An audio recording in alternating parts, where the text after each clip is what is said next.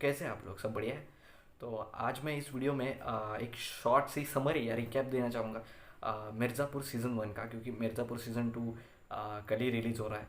और मुझे पता है मैंने ट्रेलर ब्रेकडाउन भी नहीं किया, लेकिन मैं कोशिश करूँगा कि वो आज ही वीडियो आ जाए और रिकैप वीडियो भी आज ही आ जाएगी। तो या देखते हैं कैसे हो पाता है। तो या बात करते हैं आगे इस वीडियो में सीज़न 1 की। तो सीज़न 1 में टोटल 9 एपिसोड्स है। तो ईच एपिसोड का तो मैं मतलब पूरी तरीके से एक्सप्लेनरी वीडियो नहीं बना रहा हूँ, सिर्फ रिकैप, ताकि आपको पूरा सीज़न ना देखना पड़े जैसे कि मैंने देखा है। लेकिन आप देख सकते हैं बहुत ही एक्साइटिंग है, और मैंने पूरा सीज़न ख़त्म ही करके फिर ये वीडियो बनाना शुरू करी है।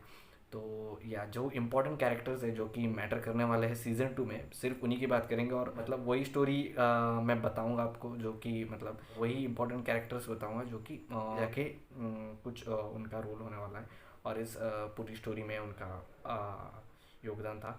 तो या उन्हीं कैरेक्टर्स के बारे में बात करेंगे। तो मिर्ज़ापुर ये यूपी का शहर था।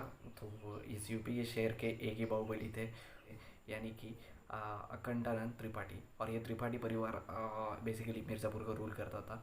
और उनके बेटे थे मुन्ना त्रिपाठी, यानी कि फुलचंद त्रिपाठी।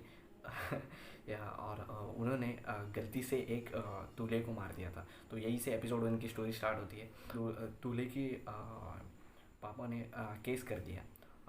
और वो केस कोई नहीं ले रहा था, इसलिए रमाकांत पंडित ने, लॉयर ने, वो केस ले लिया। और उनके बेटे थे गुड्डू और मुन्ना। और फिर मुन्ना भैया की सटक गई और उन्होंने फिर उनकी फैमिली पर अटैक कर दिया।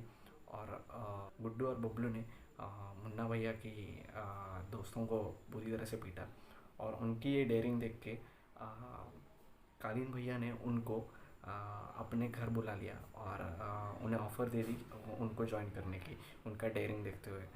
और बबलू भैया और गुड्डू भैया दोनों मिलके बिज़नेस को बहुत ही अच्छी तरीके से बढ़ाया। बबलू भैया ने दिमाग से और गुड्डू भैया ने वायलेंस से, ऐसा बहुत अच्छा कॉम्बिनेशन था उनका। और कालीन भैया का कट्टों का व्यापार बढ़ाया और बर्फ़ी अफ़ीम का भी व्यापार बढ़ाया, जो कि उनके इलीगल धंधे थे, क्योंकि उन्हें पॉलिटिकल फंडिंग देनी थी और उनकी मिर्ज़ापुर की गद्दी को संभालना था। तो बस स्टोरी कंटिन्यू होती है। और कालीम भैया उन दोनों से बहुत खुश थे, लेकिन इससे मुन्ना भैया को बहुत तकलीफ़ होती थी, क्योंकि वो लायक थे और उन्हें कभी अपॉर्चुनिटी दी नहीं कालीन भैया ने। जो उन्हें मारा तो भी कालीन भैया ने उन्हें ज्वाइन कर लिया। उनको कुछ मतलब सज़ा नहीं दी, इसलिए वो बहुत ही डिसपॉइंट हो गए थे। फिर स्वीटी जी उन्होंने उनको भाव नहीं दिया और गुड्डू भैया से शादी कर ली। तो वो तो पूरी तरह से मतलब आउट ऑफ कंट्रोल हो गए। और जो मुन्ना भैया के जो दोस्त थे कंपाउंडर, जो इन पे वो बहुत ट्रस्ट करते थे, वो भी कालीन भैया को मार नहीं पाए।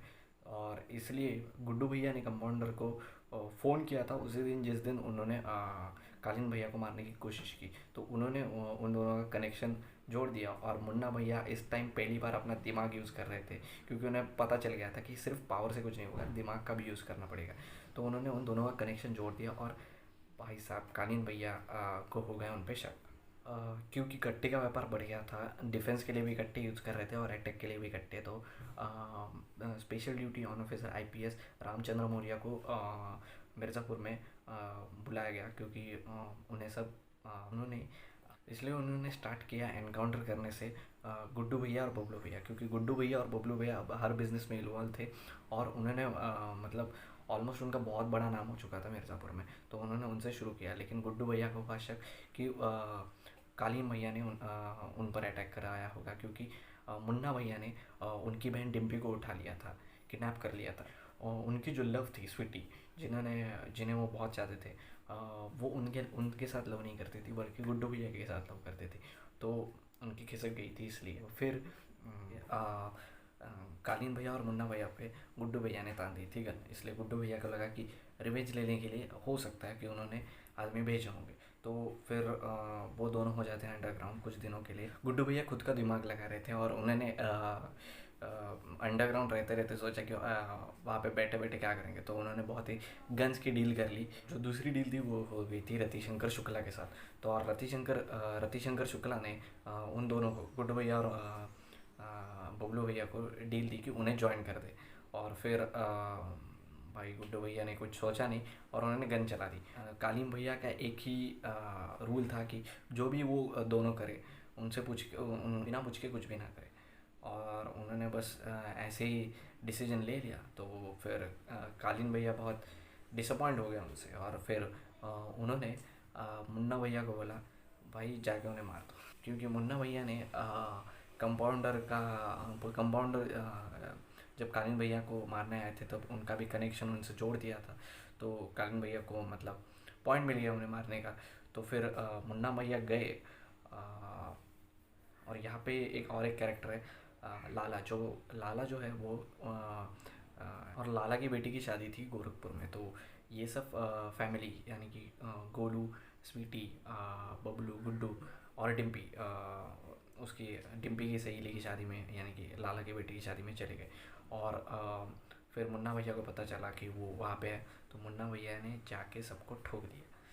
अब रह गए सिर्फ उस गन फायरिंग में गुड्डू भैया, डिम्पी और गोलू। अब मुन्ना भैया ने तो उसका रिवेंज ले लिया, लेकिन अब बारी है गोलू, डिम्पी और गुड्डू भैया को उनका रिवेंज लेने की। वो देखना पड़ेगा वह सीज़न 2 में।